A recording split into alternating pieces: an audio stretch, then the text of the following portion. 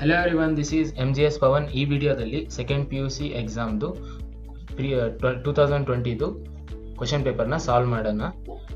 ಈ video complete ಆಗಿ ನೋಡಿದ ನಂತರ ನಿಮಗೆ ಒಂದು ಐಡಿಯಾ ಬರುತ್ತೆ ಯಾವ ರೀತಿ ಕ್ವಶನ್ಸ್ ಫ್ರೇಮ್ ಮಾಡಿರ್ತಾರೆ ಅಂತ. ಅದೇ ರೀತಿ ನೀವು ಈ ಚಾನಲ್ ಏನನ್ನ ಸಬ್ಸ್ಕ್ರೈಬ್ ಮಾಡಿರಲಿಲ್ಲ ಅಂದರೆ ಮೊದಲನೇದಾಗಿ ಸಬ್ಸ್ಕ್ರೈಬ್ ಮಾಡಿ, ಬೆಲ್ ಐಕಾನ್ ಪ್ರೆಸ್ ಮಾಡಿ. ನಾನು ಯಾವುದೇ ನ್ಯೂ ವಿಡಿಯೋ ಪೋಸ್ಟ್ ಮಾಡಿದ್ರು ನಿಮಗೆ ನೋಟಿಫಿಕೇಶನ್ ಬರುತ್ತೆ. ಇವಾಗ ಸ್ಟಾರ್ಟ್ ಮಾಡೋಣ. ಮೊದಲನೇ ಕ್ವಶನ್ ಬಂದ್ಬಿಟ್ಟು ಪಾರ್ಟ್ ಎ ನಲ್ಲಿ write the SI unit of electric flux. ಈ ಪಾರ್ಟ್ ಎ ಅನ್ನೋದ್ರಲ್ಲಿ ಎಲ್ಲ ಕ್ವಶನ್ಸು ಆನ್ಸರ್ ಮಾಡಬೇಕಾಗುತ್ತೆ. ಫಸ್ಟ್ನೇ ಕ್ವಶನ್ದು write the SI unit of electric flux. Electric flux ಯಾವ ಥರ ಡಿಫೈನ್ ಮಾಡ್ತಾರೆ ಅಂದರೆ φ = E.A.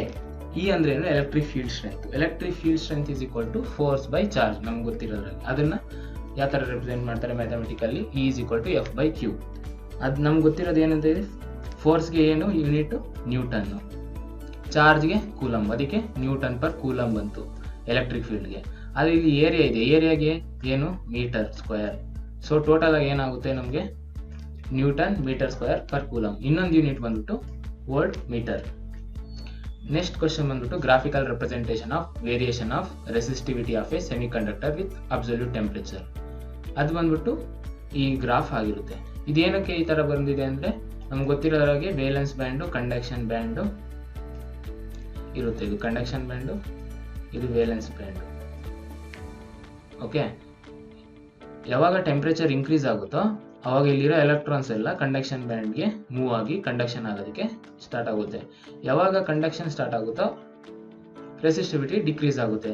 With increase in temperature electrons present in the valence band travels to conduction band so that resistivity decreases, conductivity increases. ಇದು ಯಾವ ಕೇಸಲ್ಲಿ?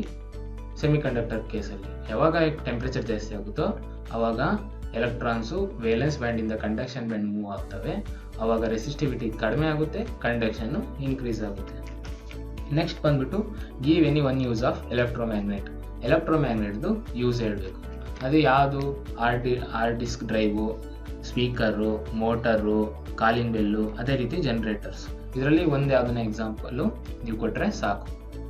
Speaker, motor and calling bell ಈಸಿಯಾಗಿ ಹೇಳ್ಬೋದು. ಅದೇ ರೀತಿ ಜನರೇಟರು. ನೀವು ಕಂಪ್ಯೂಟರ್ ಯೂಸ್ ಮಾಡ್ತೀವಿ, ಹಾರ್ಡ್ ಡಿಸ್ಕ್ ಡ್ರೈವ್ ಕೂಡ ನೀವು ನೆನಪಲ್ಲಿ ಇಟ್ಕೋಬೋದು. ನೆಕ್ಸ್ಟ್ ಬಂದ್ಬಿಟ್ಟು what is the significance of Lenz law. Lenz ಲಾದು ಸಿಗ್ನಿಫಿಕೆನ್ಸ್ ಏನು? Lenz law gives the magnitude and direction of the electric current induced in the coil due to change in the magnetic flux through the coil. ಈ Lenz law ಏನು ಹೇಳುತ್ತೆ ಅಂದರೆ ನಮ್ಗೆ magnitude, suppose ಎಷ್ಟು unit, ಇವಾಗ 1 ಯೂನಿಟೋ 2 ಯೂನಿಟೋ ಅಷ್ಟು electric current induce ಆಗೈತೋ ಅದೇ ರೀತಿ ಯಾವ ಡೈರೆಕ್ಷನಲ್ಲಿ ಕರೆಂಟ್ ಇಂಡ್ಯೂಸ್ ಆಗೈತೋ ಅನ್ನೋದು ನಮಗೆ ಲೆನ್ಸ್ ಲಾ ತೋರಿಸುತ್ತೆ. ಅದು ಏನರಿಂದ ಇಂಡ್ಯೂಸ್ ಆಗಿರೋದು? Due to change in the magnetic flux in the coil. Magnetic flux ಯಾವ ರೀತಿ ಚೇಂಜ್ ಮಾಡಿ ಏನು ಇಂಡ್ಯೂಸ್ ಮಾಡಿದೋ ಕರೆಂಟು, ಅದು ಎಷ್ಟು ಮ್ಯಾಗ್ನಿಟ್ಯೂಡ್ ಇದೆ, ಅದೇ ರೀತಿ ಯಾವ ಡೈರೆಕ್ಷನ್ ಇದೆ ಅನ್ನೋದು ನಮಗೆ ಲೆನ್ಸ್ ಲಾ ಇದು ಸಿಗ್ನಿಫಿಕೆನ್ಸ್. ಇನ್ನೊಂದು ಸಿಗ್ನಿಫಿಕೆನ್ಸು ಯಾವ ಥರ ಹೇಳ್ಬೋದು ಅಂದರೆ it gives the information of conservation of energy. ಇದು ಕನ್ಸರ್ವೇಷನ್ ಆಫ್ ಎನರ್ಜಿ ಅಂತ ಕೂಡ ಹೇಳ್ತಾರೆ. ಎರಡರಲ್ಲಿ ಯಾವುದಾದ್ರೂ ಬರೀಬೋದು. ನೆಕ್ಸ್ಟ್ ಬಂದು how does capacitive reactance vary with the frequency. ನೀವು ಮೊದಲನೇದಾಗಿ ಈ ಫಾರ್ಮುಲಾ ನೆನಪಲ್ಲಿ ಇಡಬೇಕಾಗುತ್ತೆ. ಈ ಫಾರ್ಮುಲಾ ಇಲ್ಲಿ ಇದು ಕೆಪಾಸಿಟಿವ್ ರಿಯಾಕ್ಟೆನ್ಸು, ಇದು ಕೆಪಾಸಿಟೆನ್ಸು, ಇದು ಫ್ರೀಕ್ವೆನ್ಸಿ. ಇದು ಇಲ್ಲಿ ನೋಡ್ಬೋದಾಗಿತ್ತು inversely proportional. So frequency increase ಆದಾಗ ಕೆಪಾಸಿಟಿ ರಿಯಾಕ್ಟೆನ್ಸು ಡಿಕ್ರೀಸ್ ಆಗುತ್ತೆ. ಫ್ರೀಕ್ವೆನ್ಸಿ ಡಿಕ್ರೀಸ್ ಆದಾಗ ಕೆಪಾಸಿಟಿವ್ ರಿಯಾಕ್ಟೆನ್ಸು ಇನ್ಕ್ರೀಸ್ ಆಗುತ್ತೆ. ಅದು capacitive reaction is inversely proportional to the frequency. ಇಲ್ಲಿ how does the capacitive reactance vary with the temperature? Inversely proportional ಆಗಿರೋದು ಅಂತ ನೀವು ಬರೀಬೇಕಾಗುತ್ತೆ. ನೆಕ್ಸ್ಟ್ ಕ್ವಶನ್ ಬಂದ್ಬಿಟ್ಟು arrange the following electromagnetic wave in ascending order of their wavelength. Radio wave, gamma rays, infrared wave and X race. ನೀವು answer ಆಗಿ ಇಲ್ಲಿ ನೋಡಿ, ಇಲ್ಲಿ ಫಸ್ಟ್ ಯಾಕೆ ಬಂತೆ? ಇಲ್ಲಿ ಫ್ರೀಕ್ವೆನ್ಸಿ ಇದು ಜಾಸ್ತಿ ಇದೆ, ಈ ಕಡೆ ಫ್ರೀಕ್ವೆನ್ಸಿ ಡಿಕ್ರೀಸ್ ಆಗ್ತಾ ಹೋಗ್ತಾ ಇದೆ. ಇಲ್ಲಿ ವೇವ್ ಲೆಂತ್ ಜಾಸ್ತಿ ಆದಷ್ಟು ವೇವ್ ಲೆಂತು ಮತ್ತು frequency inversely proportional. F = 1/λ. So ಇಲ್ಲಿ ಏನು ಕೊಟ್ಟಿರೋದು? Ascending order of the wavelength. Okay, ascending order of the wavelength ಅಂದರೆ ಯಾವ್ದು ಬರುತ್ತೆ? ಫಸ್ಟು ಗಾಮಾ ರೇ, ನೆಕ್ಸ್ಟ್ ಬಂದು X ray, ultraviolet ray, next radio waves. Okay, ಈ graph ಈ values ನಿಮಗೆ ನೆನಪಲ್ಲಿ ಇಟ್ಕೊಬರೋದಾಗುತ್ತೆ. ಯಾವ್ದು ಫಸ್ಟ್ ಬರುತ್ತೆ, ಯಾವುದು ನೆಕ್ಸ್ಟ್ ಬರುತ್ತೆ, ಅಂದರೆ ಡಿಫ್ರೆಂಟ್ ವೇವ್ ಲೆಂತ್ ಯಾವ ರೀತಿ ವೇರಿ ಆಗಿದೆ, ಯಾವ್ಯಾವ ರೇಸ್ಗೆ ಯಾವ್ಯಾವ ವೇವ್ಗೆ, ಅದೇ ರೇಡಿಯೋ ವೇವೋ, ಗಾಮಾ ರೇನೋ, ಇನ್ಫ್ರಾರೆಡ್ ವೇವ್ಸು, ಎಕ್ಸ್ರೇಗೆ ನೀವು ವ್ಯಾಲ್ಯೂಸ್ನ ನೆನಪಲ್ಲಿ ಇಟ್ಬೇಕಾಗುತ್ತೆ. ನೆಕ್ಸ್ಟ್ ಕ್ವಶನ್ ಬಂದ್ಬಿಟ್ಟು why does the sky appears blue. Sky ಏನಕ್ಕೆ ಅಪಿಯರ್ ಆಗುತ್ತೆ? ಫಸ್ಟ್ನೇದು due to scattering of light. In particular ಆಗಿ ಹೇಳ್ಬೇಕಾದ್ರೆ ರೇಲೆಸ್ ಸ್ಕ್ಯಾಟ್ರಿಂಗ್ ಅಂತ ಹೇಳಬೇಕಾಗುತ್ತೆ. ನೆಕ್ಸ್ಟ್ ಬಂದ್ಬಿಟ್ಟು mention a method to increase the resolution power of a microscope. ಇಲ್ಲಿ ಕೂಡ ನೀವು ಫಾರ್ಮುಲಾ ನೆನಪಲ್ಲಿ ಇಟ್ಟರೆ ನೀವು ಏನು ವೇರಿ ಮಾಡೋದು ಅಂತ ಗೊತ್ತಾಗುತ್ತೆ. ಇಲ್ಲಿ ನೋಡಿ, ಇಲ್ಲಿ ರೆಸಾಲ್ವಿಂಗ್ ಪವರ್ ಆಫ್ ಮೈಕ್ರೋಸ್ಕೋಪ್ ಈ ಫಾರ್ಮುಲಾ ಬಂದ್ಬಿಟ್ಟು 1/Δd = 2n sin θ/λ. n ಅನ್ನೋದು ರಿಫ್ರಾಕ್ಟಿವ್ ಇಂಡೆಕ್ಸ್ ಅಂಡ್ ಲ್ಯಾಂಬ್ಡಾ ಬಂದ್ಬಿಟ್ಟು ವೇವ್ ಲೆಂತ್. ಇವೆರಡು ವೇರಿ ಮಾಡಿದ್ರೆ ನಮಗೆ ರೆಸಾಲ್ವಿಂಗ್ ಪವರ್ ಇನ್ಕ್ರೀಸ್ ಆಗುತ್ತೆ. ಇಲ್ಲಿ ಕೇಳಿದ್ರೆ ಇನ್ಕ್ರೀಸ್ ಮಾಡಿ. ಸೊ ಇನ್ಕ್ರೀಸ್ ಮಾಡ್ಬೇಕಂದ್ರೆ ಏನು ಮಾಡಬೇಕು? Using the light of lower wavelength. So wavelength ನಾವು ಡಿಕ್ರೀಸ್ ಮಾಡಿದ್ರೆ ರೆಸಾಲ್ವಿಂಗ್ ಪವರ್ ಇನ್ಕ್ರೀಸ್ ಆಗುತ್ತೆ. Or placing a medium with high refractive index between the object and lens. ಇನ್ನೊಂದು ರಿಫ್ರಾಕ್ಟಿವ್ ಇಂಡೆಕ್ಸ್ ಜಾಸ್ತಿ ಮಾಡಬೇಕು. Okay, next question ಬಂದು write the nuclear reaction of the equation for alpha decay of uranium 23892.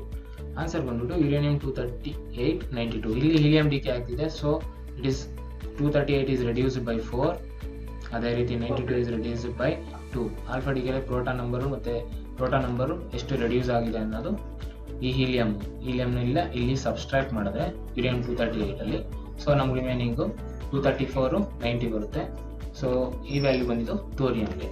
Next ಬಂದ್ಬಿಟ್ಟು draw the symbol for ನಾರ್ gate. ನಾರ್ gate symbol ಯಾವ ಥರ ಇರುತ್ತೆ? ಈ ರೀತಿ ಇರುತ್ತೆ. ನೆಕ್ಸ್ಟ್ ಬಂದ್ಬಿಟ್ಟು state and explain the coulombs law in electrostatics.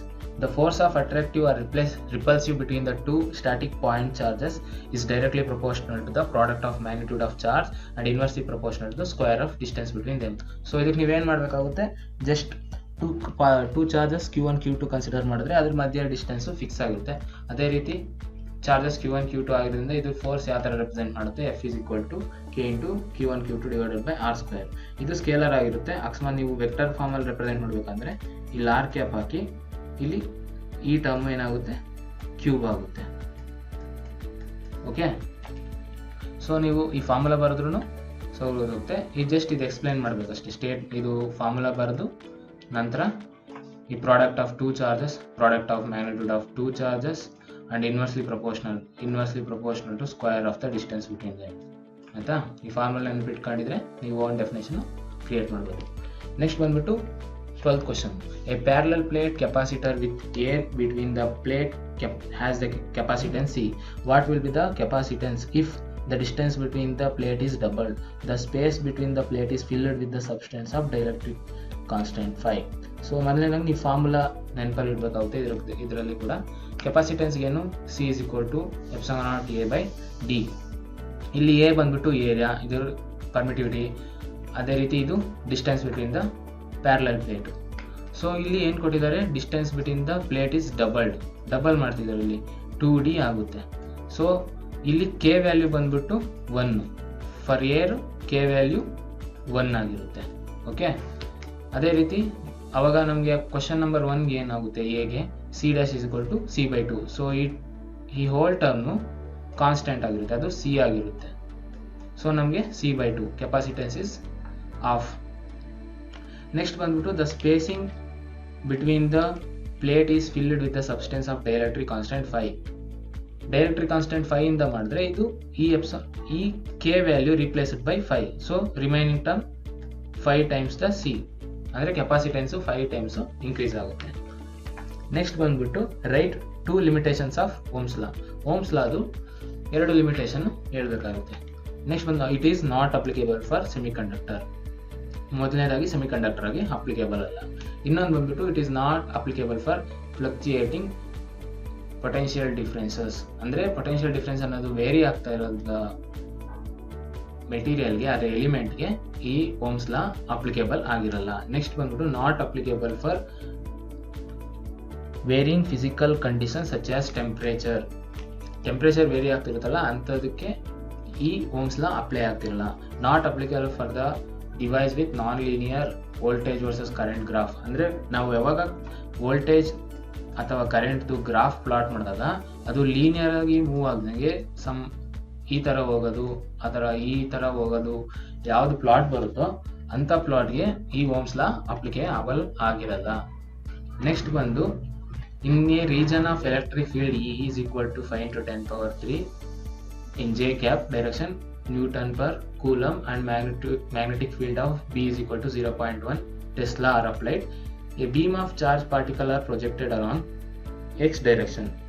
Find the velocity of charged particle which moves and deflected in this cross field. Velocity na ನಾವು ಇಲ್ಲಿ ಫೈಂಡ್ ಔಟ್ ಮಾಡಬೇಕಾಗುತ್ತೆ. ಇದು ಫಾರ್ಮುಲಾ ಬಂದ್ಬಿಟ್ಟು V is equal to E by B. So direct ಆಗಿ ನೀವು ಈ value substitute ಮಾಡಿದ್ರೆ 5 into 10 power 14 meter per second. ನೀವು ಈ ಯೂನಿಟ್ನ ಬರೀಬೇಕಾಗುತ್ತೆ. ಈ ಯೂನಿಟ್ ಬರೀಲಿಲ್ಲ ಅಂದರೆ ನಿಮಗೆ ಮಾರ್ಕ್ ಕಟ್ಟಾಗ ಚಾನ್ಸಸ್ ಇರುತ್ತೆ. ನೆಕ್ಸ್ಟ್ ಬಂದ್ಬಿಟ್ಟು ಡಿಫೈನ್ ದ ರಿಟೆಂಟಿವಿಟಿ ಆ್ಯಂಡ್ ಕೋರ್ಸಿವಿಟಿ. ಕೋರ್ಸಿವಿಟಿ ಅಂದರೆ ಅದೇ ರೀತಿ ರಿಟೆಂಟಿವಿಟಿ ಅಂದರೆ ಏನು ಅಂದರೆ ಡಿಫೈನ್ ಮಾಡಬೇಕಾಗುತ್ತೆ. ರಿಟೆಂಟಿವಿಟಿ ಅಂದರೆ the residual magnetism in the ferromagnetic substance in the absence of applied electric field. Applied external magnetic field. ಯಾವಾಗ ನಾವು ಒಂದು ಮೆಟೀರಿಯಲ್ಗೆ ಮ್ಯಾಗ್ನೆಟಿಕ್ ಫೀಲ್ಡ್ ಅಪ್ಲೈ ಮಾಡ್ತೀವೋ, ಇವಾಗ ಮ್ಯಾಗ್ನೆಟಿಕ್ ಫೀಲ್ಡ್ ರಿಮೂವ್ ಮಾಡಿದ್ವಿ. ರಿಮೂವ್ ಮಾಡಿದಾಗ ಆ ಮ್ಯಾಗ್ನೆಟಿಕ್ ಫೀಲ್ಡು ಈ ಸಬ್ಸ್ಟೆನ್ಸಲ್ಲಿ ರಿಟೈನ್ ಆಗಿರುತ್ತಲ್ಲ, ಅದನ್ನು ನಾವು ರಿಟೆಂಟಿವಿಟಿ ಅಂತ ಕರಿತೀವಿ. ಅದು ಎಕ್ಸ್ಟರ್ನಲ್ ಸಬ್ಸ್ಟೆಂಟ್ ಇವಾಗ ಆಬ್ಸೆಂಟ್ ಆಗಿದೆ, ಆದ್ರೂ ಇದರಲ್ಲಿ ಮ್ಯಾಗ್ನೆಟಿಕ್ ಫೀಲ್ಡ್ ಇದೆ, ಅದನ್ನ ಏನಂತ ಡಿಫೈನ್ ಮಾಡ್ತೀವಿ, ರಿಟೆಂಟಿವಿಟಿ ಅಂತ ಡಿಫೈನ್ ಮಾಡ್ತೀವಿ. ನೆಕ್ಸ್ಟ್ ಬಂದ್ಬಿಟ್ಟು coercivity, the reverse magnetic field applied to the ferromagnetic substance to destroy the residual magnetic field. So ಇದರಲ್ಲಿ ಆಲ್ರೆಡಿ ಒಂದು ಮ್ಯಾಗ್ನೆಟಿಕ್ ಫೀಲ್ಡ್ ಇದೆ ಈ ಸಬ್ಸ್ಟೆನ್ಸ್ ಅಲ್ಲಿ. ಸೊ ನಾವು ಇದನ್ನ ಏನು ಮಾಡಬೇಕಾಗುತ್ತೆ, ಇದನ್ನ ನಾವು ಡೆಸ್ಟ್ರಾಯ್ ಮಾಡಬೇಕಾಗುತ್ತೆ. ಅದೇ ರೀತಿ ಏನು ಮಾಡಬೇಕು, ಡೆಸ್ಟ್ರಾಯ್ ಮಾಡಬೇಕು ಅಂದರೆ some external magnetic field supply ಮಾಡಬೇಕು. ಆ ಸಪ್ಲೈ ಮಾಡೋ ಮ್ಯಾಗ್ನೆಟಿಕ್ ಫೀಲ್ಡ್ ಏನಂತ ಕರಿತೀವಿ ಅಂದರೆ ಕೋರ್ಸಿವಿಟಿ ಅಂತ ಕರಿತೀವಿ. The reverse magnetic field applied to the ferromagnetic substance to destroy the residual magnetism is called as coercivity. ನಾವೇನು ಸಪ್ಲೈ ಮಾಡ್ತೀವಲ್ಲ ಅದನ್ನ ನಾವು ಕೋರ್ಸಿವಿಟಿ ಅಂತ ಕರಿತೀವಿ. ಆ ಫೆನೋಮೆನನ ಕೋರ್ಸಿವಿಟಿ ಅಂತ ಕರಿತೀವಿ. ನೆಕ್ಸ್ಟ್ ಬಂದು mention the 2 source of energy loss in transformer. ಟ್ರಾನ್ಸ್ಫಾರ್ಮರಲ್ಲಿ ಎನರ್ಜಿ ಲಾಸ್ ಏನಕ್ಕೆ ಆಗುತ್ತೆ ಅಂತ. ಮೊದಲನೇದಾಗಿ ಬಂದ್ಬಿಟ್ಟು ಡ್ಯೂ ಟು ಫ್ಲಕ್ಸ್ ಲೀಕೇಜ್ ಆಗೋದ್ರಿಂದ ಒಂದಾಗುತ್ತೆ. ನೆಕ್ಸ್ಟ್ ಬಂದು ಹಿಸ್ಟರೆಸಿಸ್ ಲಾಸು. ನೆಕ್ಸ್ಟ್ ಬಂದು loss due to eddy current ಅಂದರೆ ಮೇಯ್ನು ಆಗಿರುತ್ತೆ. ಇವೆರಡು ಮೇಯ್ನ್ ಆಗಿರುತ್ತೆ. ಅದೇ ರೀತಿ ನೆಕ್ಸ್ಟ್ ಕ್ವಶನ್ ಬಂದು what is the displacement current, give the expression. Displacement current ಅಂದ್ರೆ ಏನು, ಅದರ ಎಕ್ಸ್ಪ್ರೆಷನ್ ಯಾವ ಥರ ರೆಪ್ರೆಸೆಂಟ್ ಮಾಡ್ತಾರೆ. Current due to rate of change of electric flux with respect to time. Electric flux ಅನ್ನೋದು ವಿತ್ ಟೈಮು ಯಾವ ರೀತಿ ವೇರಿ ಆಗೋದನ್ನ ನಾವು ಡಿಸ್ಪ್ಲೇಸ್ಮೆಂಟ್ ಕರೆಂಟ್ ಅಂತ ಕರಿತೀವಿ. ಆ ಎಕ್ಸ್ಪ್ರೆಷನ್ ಬಂದ್ಬಿಟ್ಟು I is equal to epsilon naught d phi E by dt. ಇಲ್ಲಿ ಇದು d phi E ಅನ್ನೋದು electric flux with time. Next ಬಂದ್ಬಿಟ್ಟು an alpha particle, a proton and an electron moving with a equal kinetic energy. Which one of the following particle has longest de Broglie wavelength? ಸೊ longest de Broglie wavelength ಯಾವುದಿರುತ್ತೆ ಅಂತ ಕೇಳಿದ್ದಾರೆ. Next ಬಂದ್ಬಿಟ್ಟು question ಇನ್ನೂ complete ಆಗಿಲ್ಲ, give reason ಅಂತ ಕೇಳಿದ್ದಾರೆ. ಅದಕ್ಕೆ ಆನ್ಸರ್ ಬಂದು electron has A longest de Broglie wavelength. ಏನಕ್ಕೆ ಅಂತ ನೋಡೋಣ. ಕೈನೆಟಿಕ್ ಎನರ್ಜಿ ಏನಂತ ಡಿಫೈನ್ ಮಾಡ್ತೀವಿ, ಹಾಫ್ mv² ಅಂತ ಡಿಫೈನ್ ಮಾಡ್ತೀವಿ. ಈ multiply m on both the side. So m² ಬರುತ್ತೆ. ಈ ಹೋಲ್ ಟರ್ಮ್ನ p² ಅಂತ ರೆಪ್ರೆಸೆಂಟ್, p² by 2m ಅಂತ ಬರುತ್ತೆ. ಪಿಗೆ ರೀಅರೇಂಜ್ ಮಾಡಿದಾಗ ನಮಗೆ p is equal to √2m/k. ಇದು ಯಾವ ರೀತಿ ಬಂದಿರೋದು ಇನ್ನೊಂದು ಸ್ವಲ್ಪ ಡೀಟೇಲ್ ಆಗಿ ಎಕ್ಸ್ಪ್ಲೈನ್ ಮಾಡಿದ್ದೀನಿ. ಒಂದು ವಿಡಿಯೋ ಇದೆ, ಡ್ಯುಯಲ್ ನೇಚರ್ ಆಫ್ ಮ್ಯಾಟರ್ ಅಂತ ಒಂದು ವಿಡಿಯೋ ಮಾಡಿದ್ದೀನಿ. ಆ ವಿಡಿಯೋ ನೋಡಿದ್ರೆ ಇದು ನಿಮಗೆ ಕ್ಲಿಯರ್ ಆಗಿ ಅರ್ಥ ಆಗುತ್ತೆ.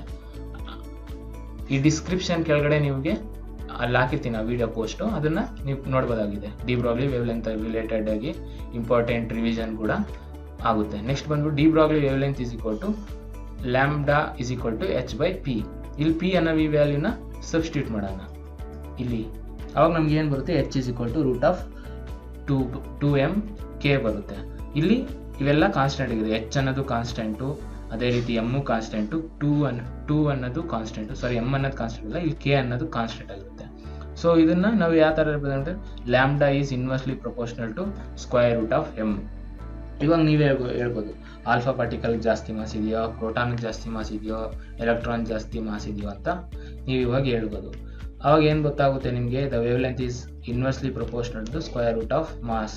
Okay, so electron has least mass, so longest wavelength.